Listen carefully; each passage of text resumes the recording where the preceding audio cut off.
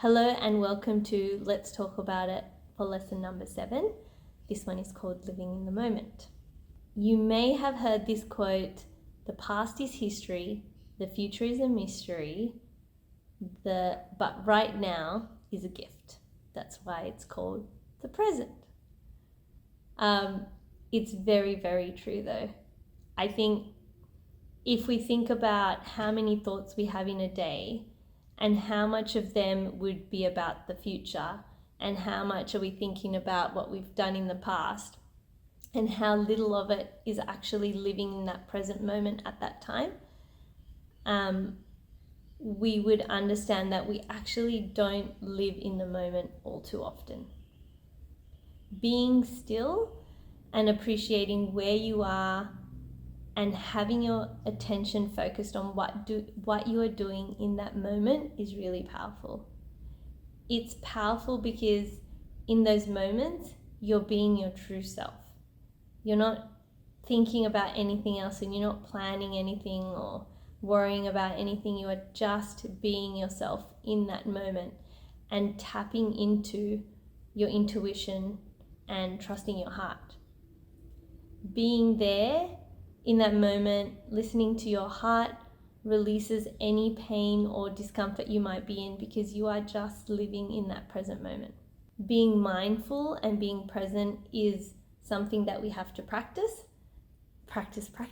And the more we do it, obviously, the better we're going to get, like with anything else. It all comes down to practice. It can bring clarity and awareness to our lives. For example, if we're going on a walk, let's be mindful about just being on that walk and paying attention and noticing the things around you and what you see. That's like a form of meditating. And drawing, coloring, those are all kinds of meditating. Writing. Even if you're an adult or a child, you can do all these things and be living in that moment as a form of meditation and creativity as well. Kids have a million things to do all the time. We think that their energy kind of needs to be used up, and we want them to be constantly going just like we are. But just like us, they need to learn how to be present in the moment. They need to learn how to be calm and still. If we don't practice that skill, then we're not going to learn it, essentially.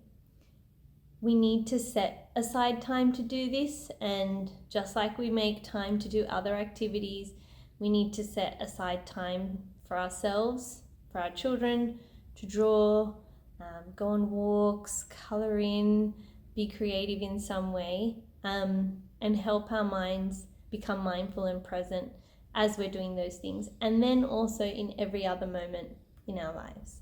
If we are constantly on the go and they are constantly on the go, then that's what they're going to learn, how to be constantly on the go. Let's bring awareness back into our lives. Let's bring mindfulness, living in the moment back into every moment of the day. And if not, doing some kind of activity that will allow you to be present.